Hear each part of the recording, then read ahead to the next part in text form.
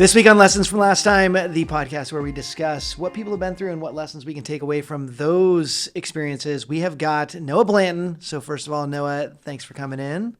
It's good to be here. Thanks for having me. Good to have you. And really, you were an invite from this guy over here. So you're disavowing any I'm just any connection, putting some space in between us right out the gate so I can make sure that it's all on you, buddy. I'm surprised he didn't get up and walk out because you're supposed to say local legend Noah Blanton. Local, was that in the contract? It is in the contract. It may have been. He didn't know who I was before I got here. So I've heard about you. I've never been able to be in a room with you for very long. It's a rare treat for me, just personally, because you and I have been friends for a long time. We've actually been friends longer than we've been professional acquaintances. Or professional friends, and I have watched Noah's career progress. Well, I'll let him tell the story, but it's just been a great journey of watching your career. It's been an even greater journey of watching our friendship evolve over time. I told the story during my episode with Lessons from Last Time about three guys that, you know, how guys don't typically emote. And there have been three in my life that during my cancer battle reached out and said, "This sucks. I love you. And if there's anything you need." And Noah was one of those guys. And Boom. we have been fast a call friends back for to an one of the awfully past long time. episodes. You actually talked about him in your I got to get story. it in. Yeah, That's I'm trying amazing. to increase viewership. That's amazing. appreciate it. Increase viewership. I was just saying that's really cool that he's so important in your world that you actually brought him up in the interview where you were talking about the most devastating time of your life. He is, and at the risk of seemingly pandering, because I really don't want to sound that way at all, one of the most impressive business leaders I've ever met in the local marketplace. Wow. Noah has operated at a high level for a long time, and what really irritates me the most about him is he's so young. Right. That he has accomplished so much, and I look at him and go, "What's wrong with me?" That's got to be frustrating. It is I could frustrating. see that for sure. And he dresses really well too. He's got a sweater on. If you're watching this in the coop, you can see his sweater with a collared shirt underneath it. You can see the cuffs just a tiny bit, but not folded like one might do. Yeah. It's the only outfit I have. Looking real sharp. I Okay, wore gotcha. it. Yeah. So if we have you in again, you're going to be wearing It'll the be same the same thing. Okay. Yeah. So let's talk about your career evolution a little bit so people have an idea where you came from, because you started off as what I think you call a runner for a title company here in town. Yeah, that's true. I did. A long time ago, 26 years ago, 27 years ago or so. But what's funny is I was in real estate before that. I was a particularly bad real estate agent because I was 19 or 20 at the time. And it's hard enough to be in real estate. It's harder still when you're young. And I didn't like it very much. I wasn't very good at it. And I have my real estate story. Everybody has one. You know, you spend 6 months with somebody and they call you up on a weekend and say, "We bought from a builder. Aren't you happy for us?" And Called the listing agent. yeah. And I was like, "Oh, this doesn't work." And so I quit, and I didn't have anything to do. And nice people from the title company always came into my office, and I had no business to give them, and they were still quite nice to me. And I thought, well, these people seem extraordinarily friendly and you know, just lovely people. And somebody said, "Well, maybe you should go down to the title company and see if they'll give you a job," which I desperately needed at the time because I was also engaged to be married. And I thought, well, I should probably have a job, and so I'll go down and talk to these people. And I went down and talked to them, and at the time they gave me the standard interview, which was I could fog the mirror, and they said, "Great, welcome aboard." You have a pulse. You are perfect for this. Welcome aboard. And so I came in, and I actually started in customer service. And that was for people who'd been around a long time. That would have been Charter Title, which was an agency at the time, which was a great institution on our side of the business in the Northwest.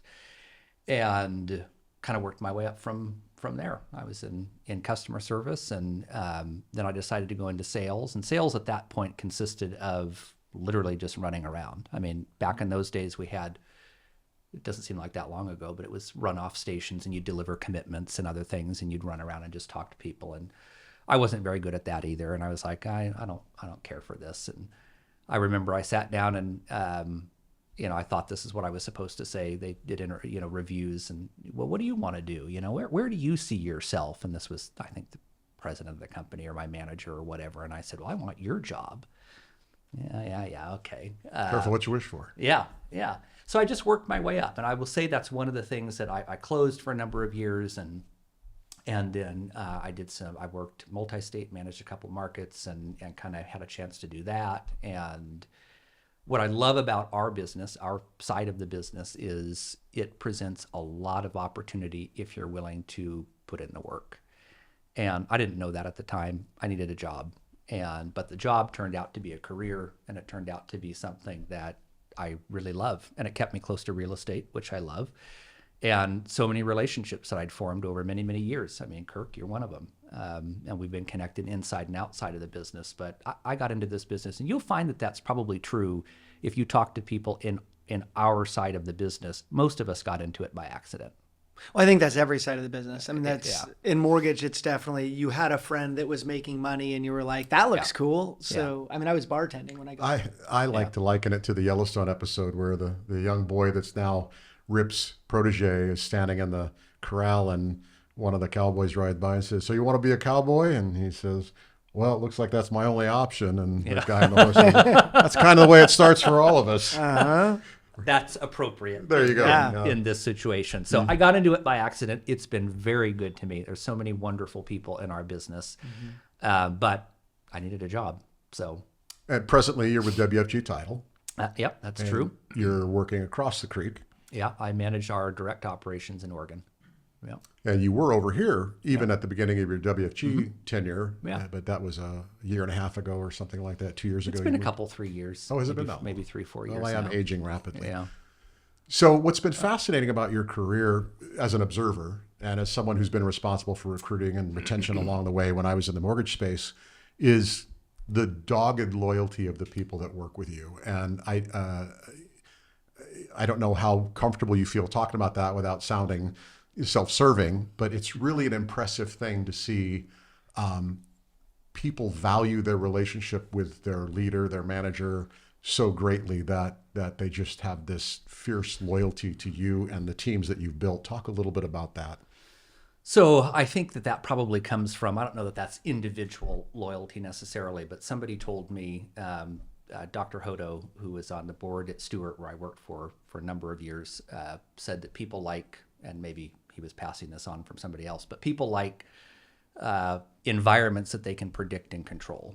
And in our business, we don't get to control a lot of the environment, but you can give people a lot of help in predicting their environment. And I think it comes down to not really being particularly good at any one thing other than telling people the truth.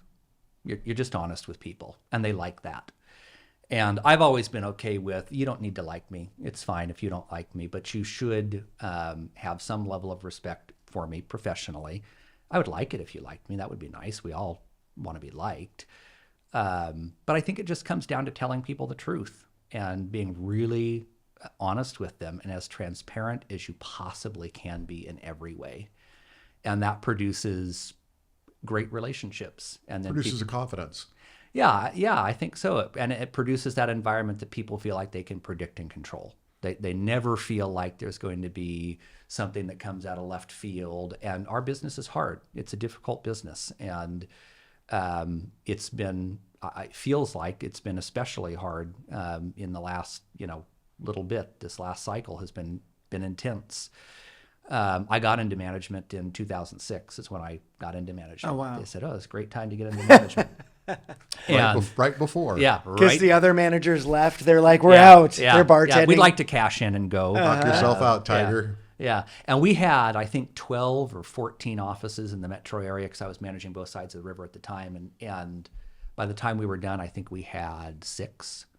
And we'd let go of, I think, probably half of our team at that That began point. in 06, or did that really get full steam? No, in that 07? started up 07, 08 and kind of carried its way through. But I think the point is that you just tell people the truth and you share as much information as you possibly can with them. You invite them into the process. None of what we do it's not magic. It's not really even that interesting. And so if you share that with people, if they understand where they sit, you have some standards, you uphold those standards, you tell people what you expect. And then you give them an opportunity. People want opportunity. And I think the other piece to that is we're all here for a reason, and everybody's reason is different. And I think it's about being able to connect to and figure out what people's reasons are. Some people really want as much opportunity and they want to climb, and that's what is important to them. And other people just want to support their family.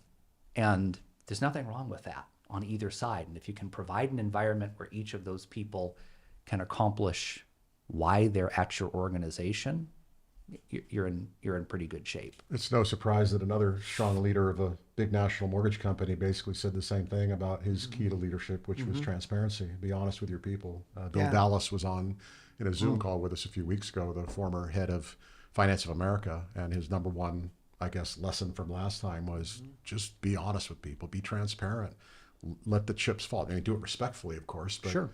be a source that people can trust.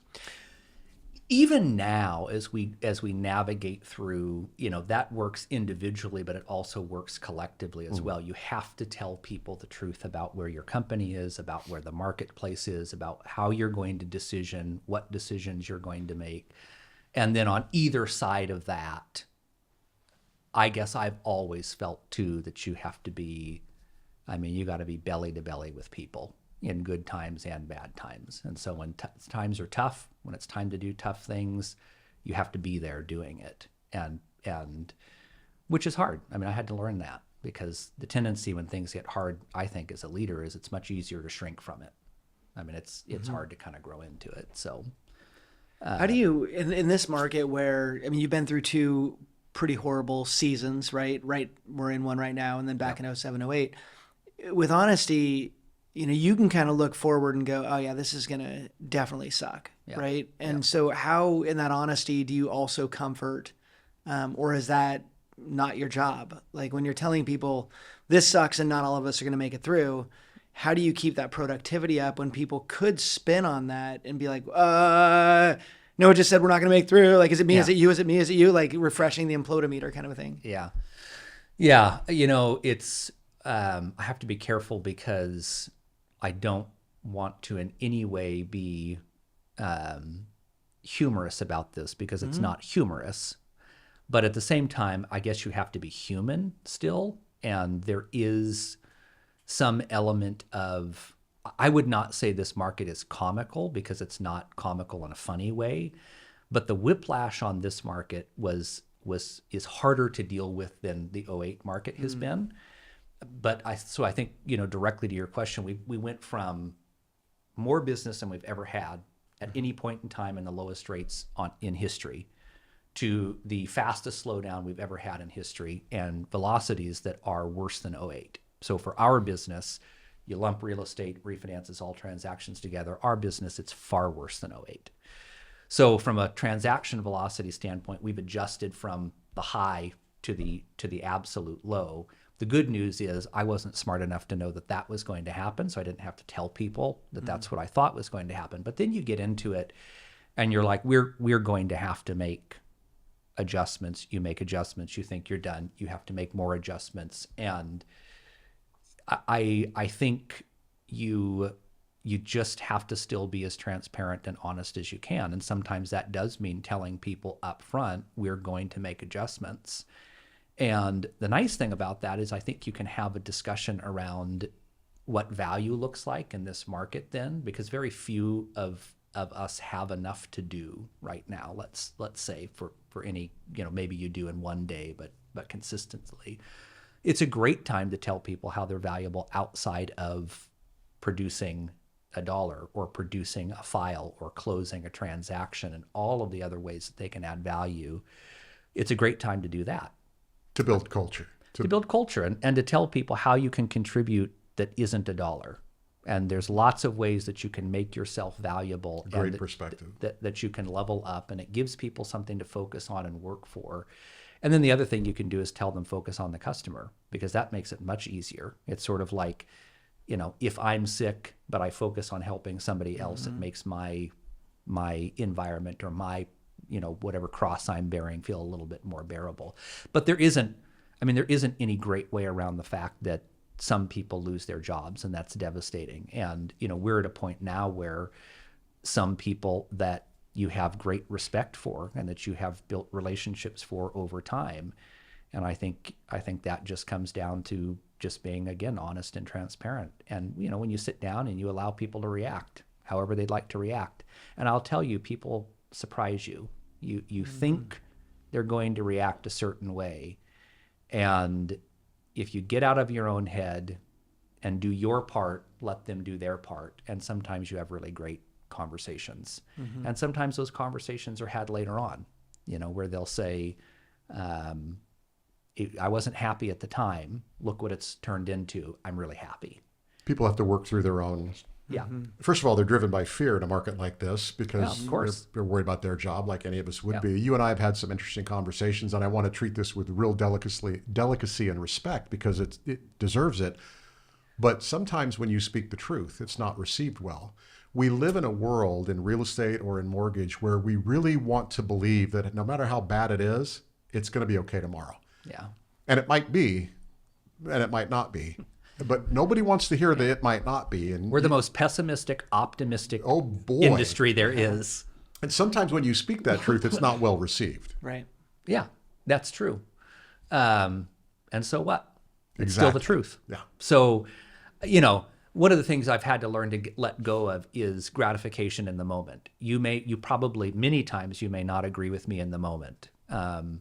But later on, I hope you will.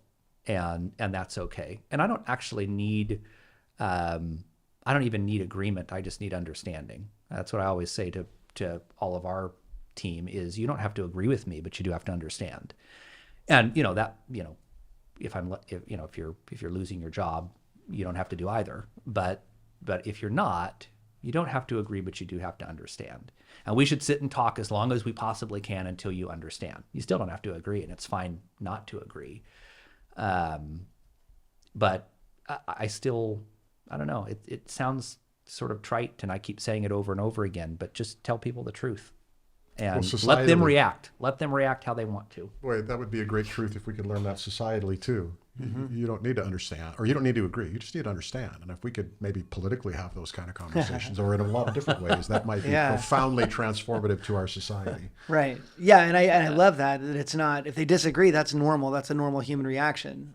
Understanding is what they have to come to if they want to stay on the team and work through it. You did say you had to develop that. So that wasn't something that came naturally to you, or have you always naturally been able to do that? The agree and understand piece? Or Just being able to be, first of all, to be honest with people straight up and not need them to agree with you. Oh, no, I wanted people to like me. Okay. And they don't always like you if you're honest with them. Right. And I definitely wanted them to like me. And I think every manager or leader goes through that, where they first try to manage by relationships. I need you to like me. We have to have a relationship. If we have a relationship, then we'll get along and it will be okay. And in the end, most people actually don't want that, I don't think. What they want is for you to do your job. And your job isn't necessarily to be their friend or to make them feel comfortable. It's to make decisions, tell the truth, provide them an environment that they can predict and control. And they don't need to like you then. I think oftentimes they'll end up liking you, but they don't need to, and they'll still be in an environment that they feel comfortable in that works best for them. But up front, man, I wanted people to like me. And when I first started this job, I went back. Most managers, none of this is novel or magic, but most managers will start to try to do their new job with the skill set of their old job. So they'll move to the new job and they'll employ all the skills that made them successful in the old job, which oftentimes means they fail on the new job, and then they don't understand, especially if they're highly successful in the old job, which is what I did. So I moved to the new job, and I wanted to go back to production because that's what I was good at and it's what I knew. And if I did other people's production, they liked me, and it made them feel good about me, and it made me a terrible manager. And so I had to kind of get over that, and you have a job, I have a job, and let's all do our job. But that takes time, because people, sometimes they're mean to you. Well, and in context too, I mean, 2006 was, and this is going to make more gray hairs pop out in my goatee, but that's 18 years ago, right? I can't do math. Well, I think it's close to that. 17, yeah. Next year's 2024, so we're coming up on the 18th anniversary of 2006. And you were quite young to be in a leadership role at that time, relatively speaking, yes? Yeah. Oh, absolutely.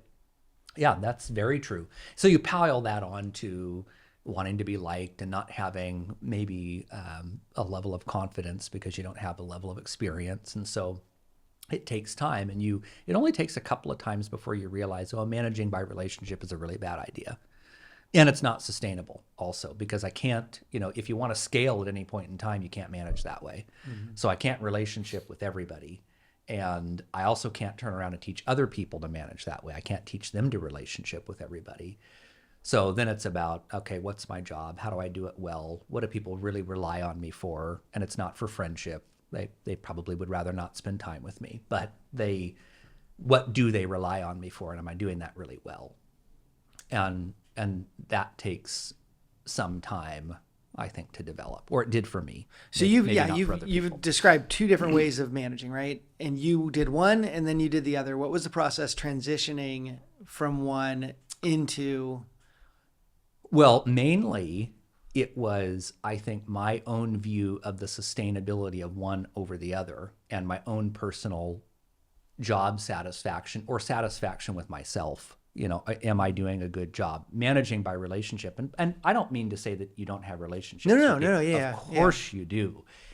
And I have wonderful relationships with many of the people I work with, but it's exhausting. You can't really do that at scale.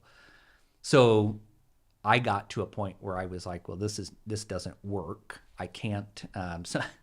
Somebody once said to me, you'll sit down with somebody and the goal is to tell them or give them some counsel or maybe try to get them to do something different. You're coaching them. You're sitting down and you're not necessarily having a pleasant conversation.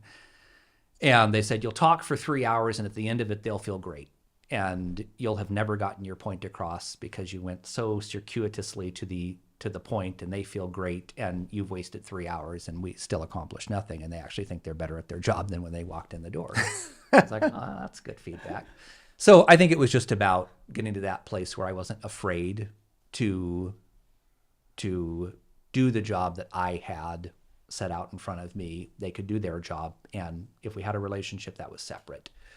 But I think it was failure probably that brought me from one way of doing things to another way of doing things. Evolution and maturation. I mean, failure is sure. a natural byproduct of doing anything with effort and vigor because there's risk, right? So failure is an outcome you're going to experience or you haven't tried very hard.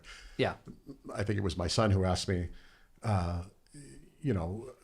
skiing, I don't want to fall. Well, yeah, you do, because if you fall, that means you're pushing yourself slightly beyond your limits, and then you fall, then you get back up and figure out how to not do it the next time. So failure and maturation, or experience and maturation, are two great teachers to that process. I think those two things have been something that I witnessed in your evolution as a leader in this business. It's been fun to watch. Man, this is so good for me. I'm just picking up so much. I mean, I always think, who's this podcast for? And so many times now, like I'm saying this again, it's so good. Because I think the danger of that friendship piece of like the relationship is first and then, oh yeah, if you do your job, that's awesome, is that if in a down cycle, it becomes, I thought you liked me. Yeah. Instead of, I didn't meet that, what I was supposed to be doing, it's either not valuable here at the company, we don't have room for it, we don't have money for it. It's more of it's a database decision versus you've built this relationship. If that comes first, you're way more at risk.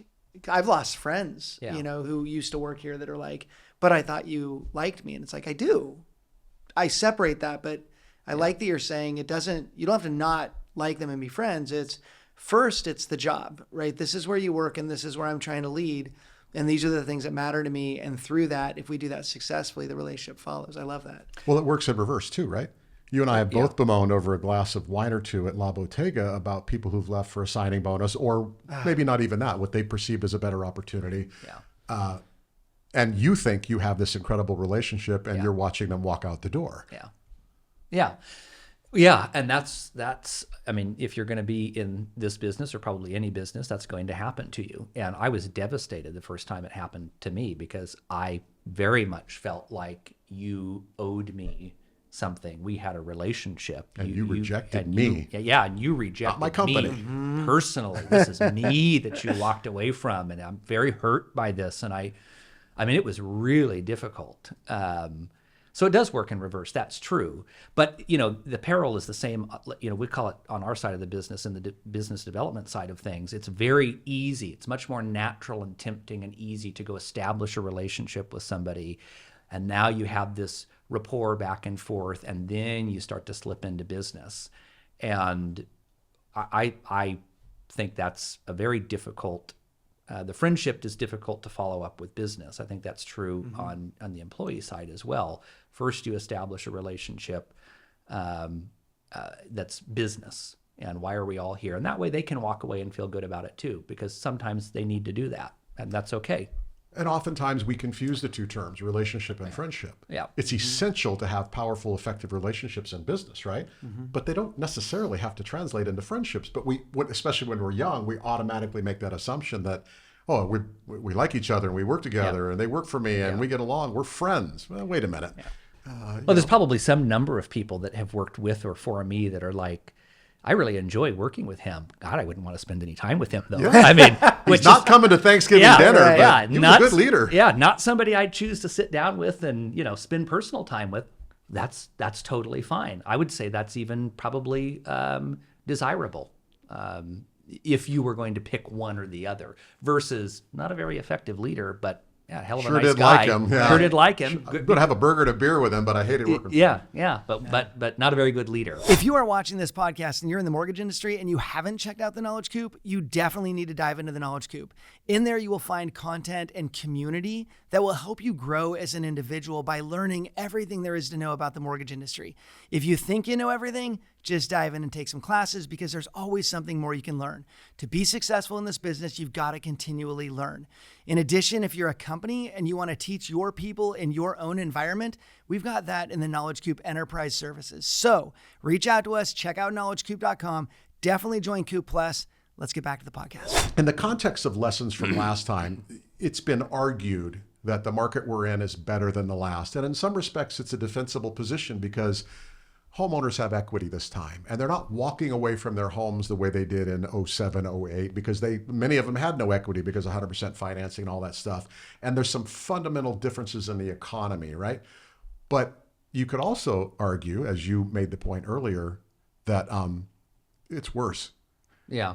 In some of the metrics, it's well, it's the worse. question in this market is better for who? Yeah. And it's undeniably better for people who already own homes. That's true. And nobody else. Or if you're a larger builder sitting on dirt and capital, or If access you to already capital. if you already own something, this market is good for you. Yeah. And that's not to say anything wrong about those of us, myself included, that own a home and have a 3% mortgage on it. That's fantastic. The whiplash has created this I think completely separate classes of people that are, it's going to be this way for a long time. That cohort of people that have a rate below 4.5% and that cohort that don't. And it is wonderful that those people have options today. They don't have to sell their home. They're not losing it. That's good. Most of them, even if their employment were damaged, they probably could hold on to their home. That's positive overall. But it's probably never been, it's probably 40 years since it's been as difficult to put your foot on the first rung of the property ladder. Yeah.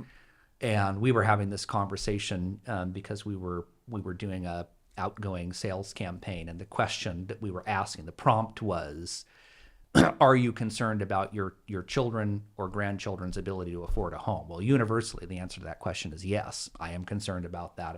We're all concerned about that. So, but for the industry as a whole, it's never been worse. From a transaction velocity standpoint, this is the worst market in 35 years, or maybe more. I'd have to go back and look. So there is this, bifurcation of who is enjoying the market and who is not.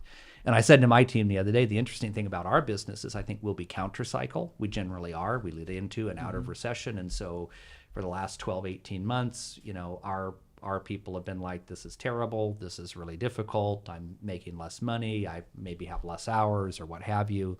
I'm losing team members. This is hard. It's been a really difficult 18 months. And their friends that aren't in our business have been like, what are you talking about? Everything's great. The economy's booming. Things are awesome. And we should be countercycle to that and give people some relief. And this is maybe a larger discussion, but I think we probably have taken as massive a step in the long-term effects to our marketplaces as the '08 market did. So for instance, after '08, we never built the same number of single-family homes in the Northwest as we did before. Not even close, like by half. Really? Never.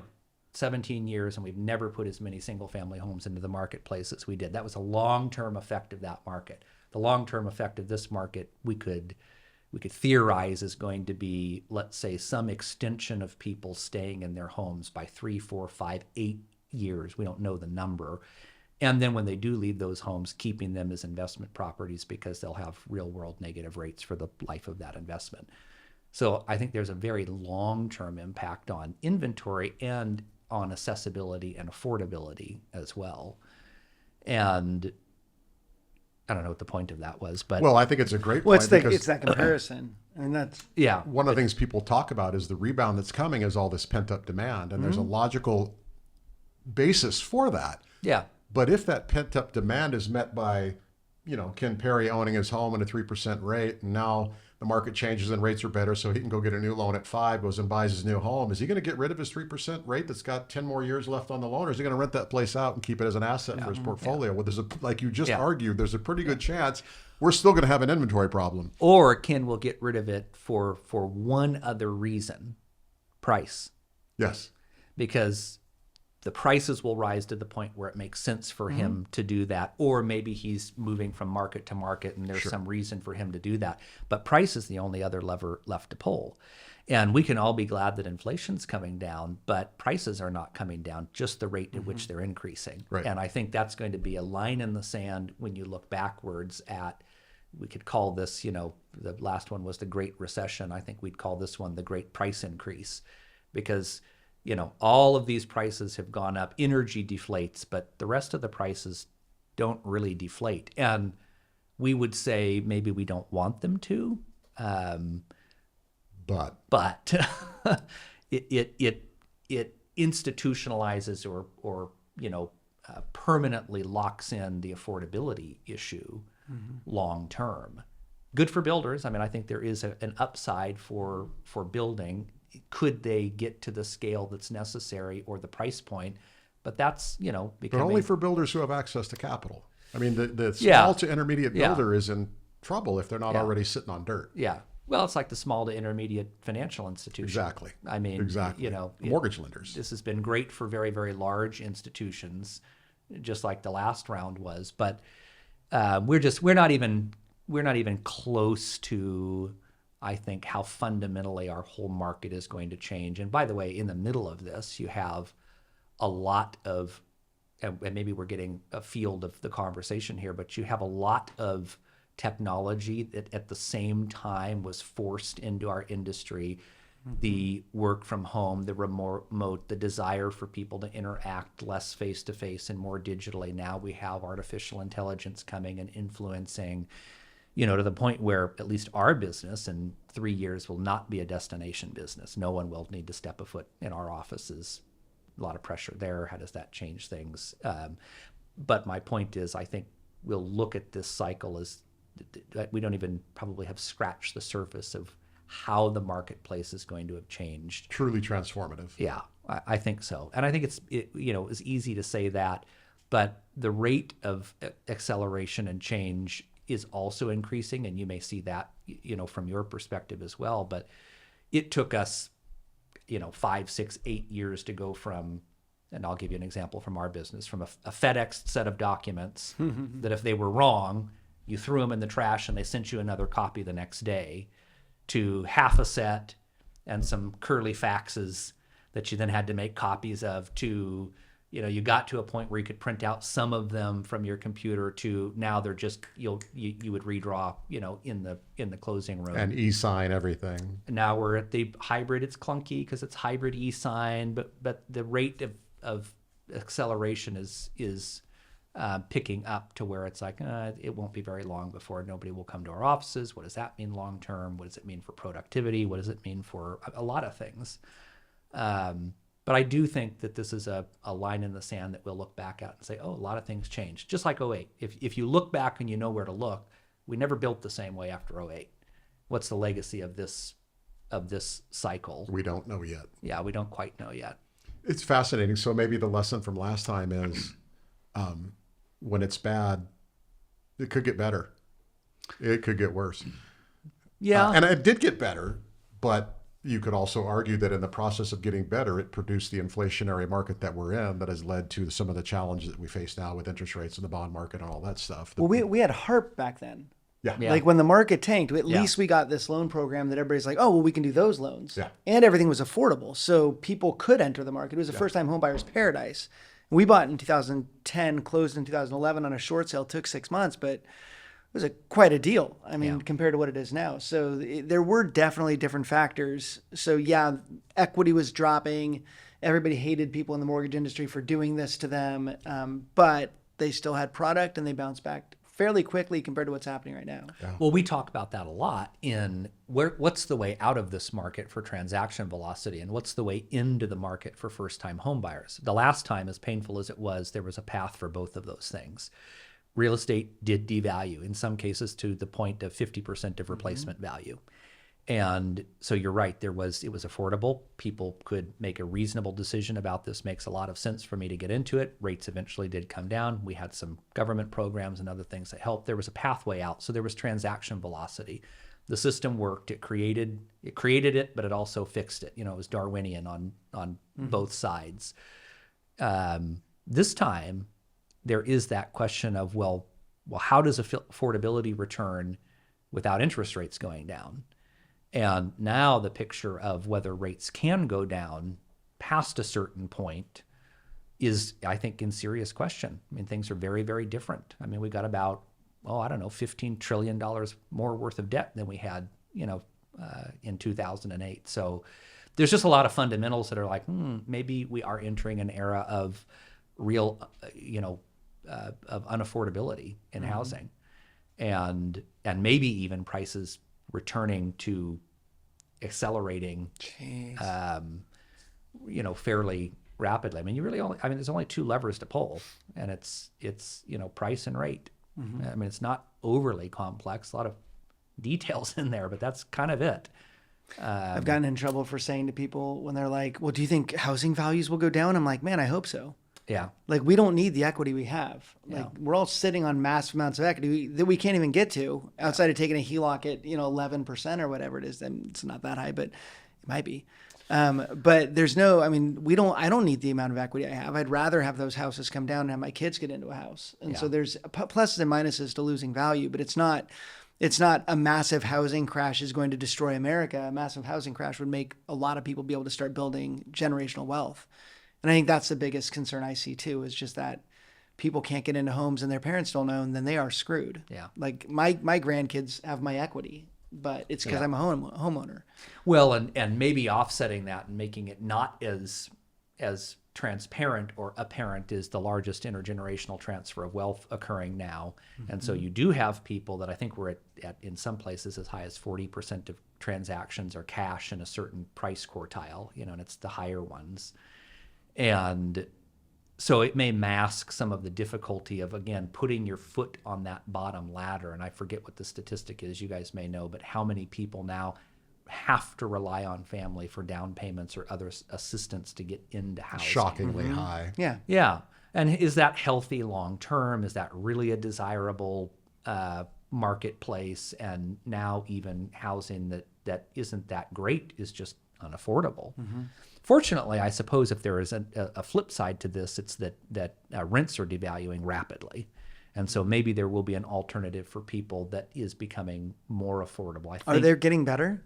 Oh yeah, Really? I think 72 out of the 100 largest metro areas have devalued year to date, and Fairly quickly. Fairly quickly. I mean, that was pretty quick. And I think if there is a whatever you want to call it crash, it's in commercial real estate, not residential real estate this time around. If there isn't some rate relief, there's significant damage yet, I think, to be fully seen there. Primarily because of the change in the philosophical approach to what going to Well, work looks like. I'll give you a personal story. I invested in multifamily real estate we picked our permit up in December of 2019, to give you some context. Good timing on that. Broke ground and went great guns, and then we all know what happened there. And so, but this is fundamentally the issue. When you write a pro forma at 3.5% interest rates and you stress test it to 5, you think Because heaven forbid. Right. you think you've been Yeah. pretty safe. When that pro forma now needs to perform at either falling or stagnant rents at 7.5% or 8% the cost of capital, you now have a project that doesn't work. And there are many, many, many of those. I mean, the market changed so rapidly that you built into one market and you're selling into another market. Mm-hmm. You build into a market, you're renting into another market. And this is, for every product type, that's true. If your cost of going in capital is 3.5% and your cost of going out capital is 8%, you got a problem. And the problem is a bunch of money. And if you don't have it, you're not well capitalized. And that's why you see, I think, opportunity funds forming up to do a little grave dancing on commercial real estate. Swooping in and feasting on those carcasses. Sure. Yeah. I mean, when you can buy something for 70 cents of the cost to replace it, that looks like a good deal. And that market, I think, is a lot more sophisticated than the residential market was, which is very emotional. So we couldn't convince people in 9 and 10 to buy at 50% replacement value. They were like, no, we think it's going down further.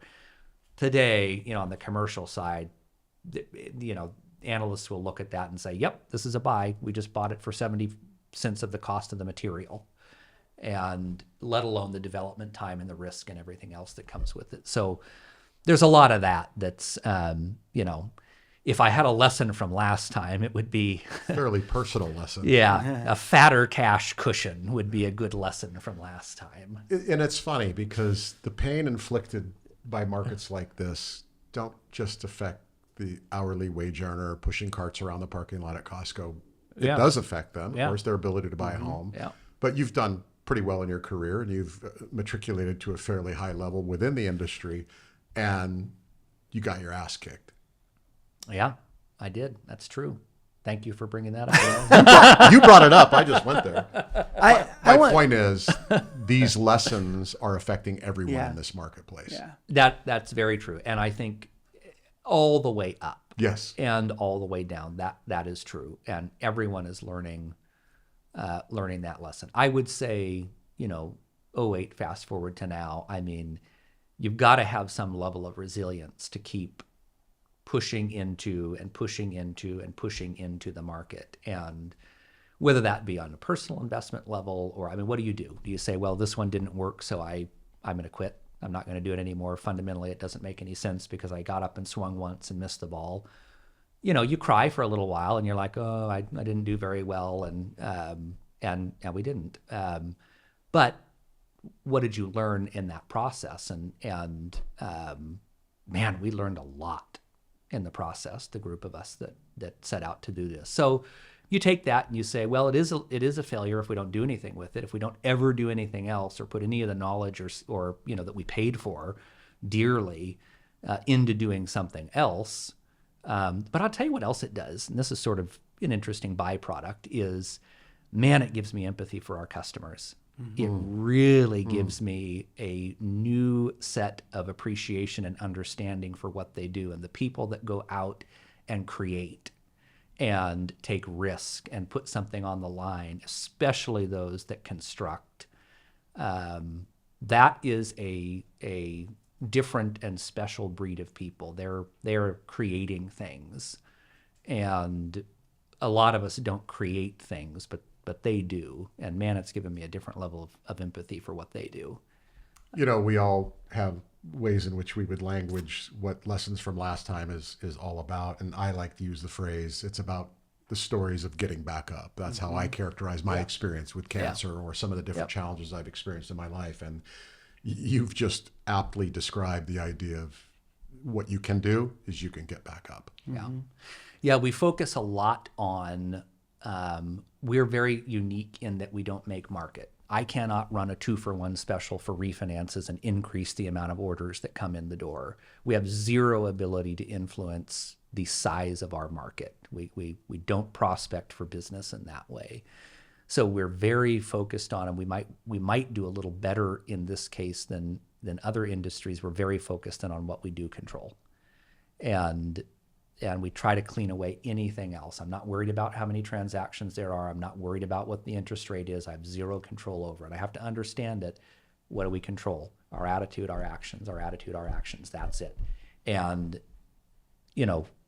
both of those things become even more important today. If you come in and you got a real foul attitude, that spreads. And it is, and we all know that but when things are tough anyways, and you come in and you're influencing, and this is why it's a great opportunity now to call people's attention to that and call their attention to the other ways they can influence and call their attention to the qualitative side of their contribution, not the quantitative side of their contribution. And that could even just come down to, in this market, to your own coworkers being kind. I mean, we might need that right now, and it may actually be what provides the greatest value. So because negativity is contagious, and in a down market, it's really contagious. Yeah, and we all have, I mean, there's plenty of reason right now to look and say, I mean, we know what the negative is, fine. But it goes back to then, what are you going to focus on? And I think your attitude, your actions, and then your customers. How do you focus on the customer? And you'd be hard pressed to find an area of your life where that's not true. Like if you wanted to get in shape, lose weight, get more fit, attitude and actions, right? If you wanted to improve your financial situation, of course, there's circumstances outside of your control. Maybe you did lose your job, or maybe like me, you were heavily invested in a self-controlled stock portfolio that was so easy for a while, and then it became not so easy. And I can't quite match your story, but still, but what I can control is not what the market has done, or what commercial real estate has done, or what registrants for CE and PE and COOP Plus and all that have done, but I can control my attitude and my actions, and that's true for every one of us in every area of our lives. I have a question for you. So you seem to be very logic based. It seems like math in your head, things just kind of work as a math equation. That's what I'm picking up. It's like, okay, this plus that. Okay, that's going to be good. That's the right answer. What do you read? Who do you follow? Who are your mentors? Like where do you get that? Because that's not normal. Like, you don't speak like a normal human being, in that a normal American's like, we'll see what happens. And you're like, no, we're going to make things happen. So that drive comes from somewhere, and it has to be continuously nurtured by something. Like when I interviewed Kirk to come on board, it was like, what are you reading? And I always look for what somebody tells me they're reading, because it tells me that they're actually committed to growing themselves a human. So where do you get that? Where do you get that drive, and then where do you nurture? How do you nurture that drive? Well, I don't know where the drive comes from. I think it's maybe just how I'm built, and I don't like stagnation. So I didn't finish school before I went to work. So when I had worked for many years and didn't have any formal education.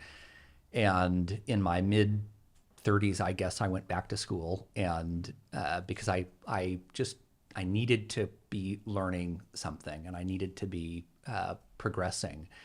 And I sort of oddly love deadlines, and I love pressure, and I love there to be, something that I have to accomplish. And I'm a horrible procrastinator, because I like to put things off till the end, to where I know, I have this period of time to get them done. So I went back to school, and that was great, and got exposed to, it was so wonderful, because I went back to school and it was practical knowledge. I would go to school at night and I could use it in the morning, and it was great. And so I went back to school, and then I thought I will never go back to school again. I went back again because I was like, oh, I like this, and I wanted to understand more and more. I'll tell you two things. So, and hopefully this isn't just to be clear, your first trip back to school was to finish your undergraduate degree. Yeah. Your most recent trip back was to get your MBA here locally. Yeah. And if I could, I would go back again, because I love that. I think if I had it to do all over again, I would probably want to be in an academic environment. But I read a lot about economics. So, and I'll tell you what I started doing during COVID. I actually don't watch any news anymore. I only read news, and I actually get a newspaper at my house. Oh, wow. And I read a newspaper, and so I don't watch a lot of news anymore. And I just read as much as I possibly can on as many things as I possibly can. So even as a, for instance, when it came to, COVID, or when it comes to student loan forgiveness, or when it comes to any of those items, I will read a newspaper, but most often what I will do is I will go out and search out academic research and read that instead.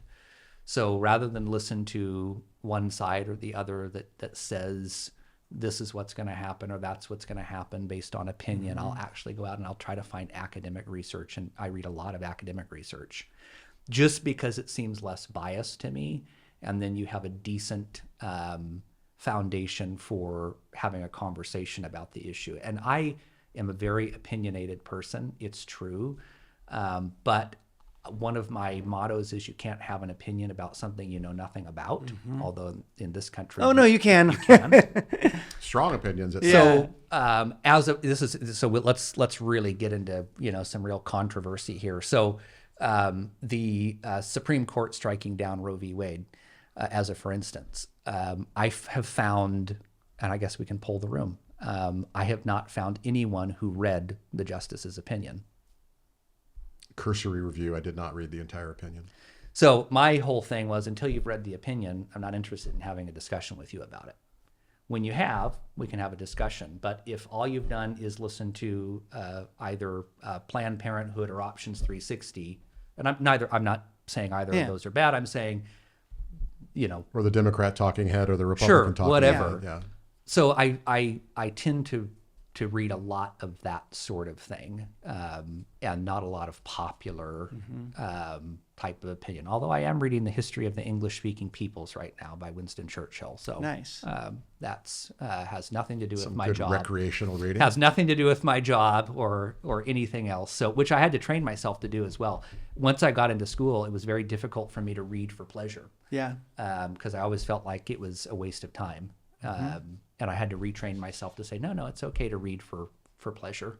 I read fiction only on vacation. And if I don't finish the book before I fly home, I just pick it up the next time I fly. Yeah. So, and it's only when Mindy and I go like to the beach or like on an actual 1 week vacation, I'll open a book. You give for yourself fiction. You give yourself permission to. Yeah, but I'm reading Dissenting Opinions. Dude, I get so interested in, and I didn't read that one, but when the FTC writes something up or when the CFPB writes something up, like I don't care what it says, I care what they meant.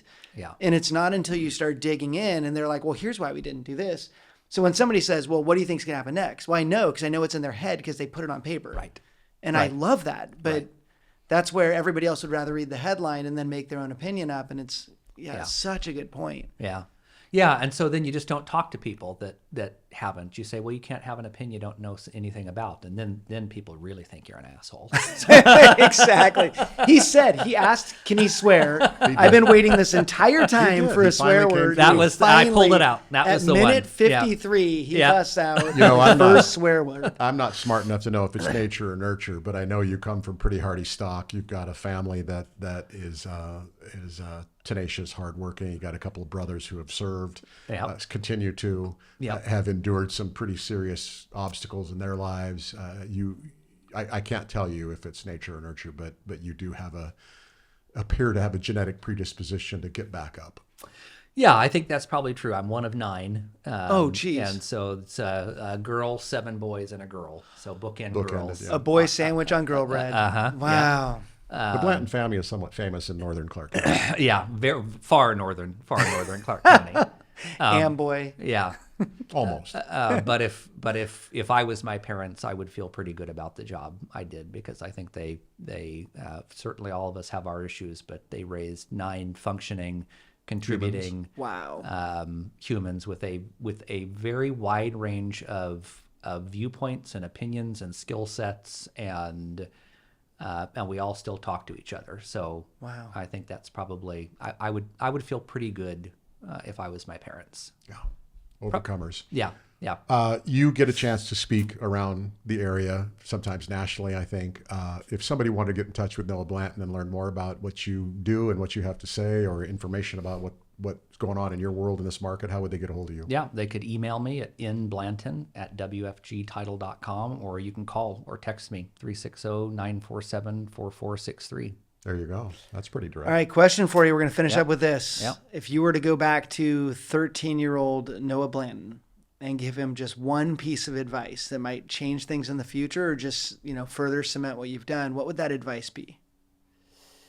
I think it would be, this might be hard for a 13 or 14-year-old, but maybe I would carry it with me to the time that it was appropriate. But I think it would be to be much, much more intentional about every single thing I was doing, to not let as many things happen by chance, but to be as intentional as I possibly could with everything I was doing. And maybe that's true for everyone, but I think it would be about intent. Make sure you know why you're doing what you're doing, and that if you set your intent on something, you're probably capable of achieving it. And so set an intent and be very careful about why you're doing things. And then the other thing I think I would say is, a lot of people are afraid of failure. That's true. And a lot of people are afraid of success. Mm-hmm. And I would say, don't be afraid of success, and figure out how to get that into your head, that success is okay, and not to be afraid of it, and maybe to push for more of it. This book I'm reading that a friend gave me, Big Leap, kind of starts with that concept. So, and by the way, I think 13-year-old Noah Blanton would have totally understood what you said. I think he would have too. So yeah, he was just fine. So Noah, thank you. I have to man. say that it's been an honor for me, Yeah. just because you're my friend, to have you come in here and chat with us. And I appreciate the friendship first and foremost, but our professional relationship has been a lot of fun too. We've served on some boards together. We've done some fun work. Some good stuff. I'll die calling you my friend. Likewise. And I'm honored to be invited. It's fun. This is one of those I might listen to 2 or 3 times. There was just so much gold in this. So man, I appreciate you sharing. Good to be here.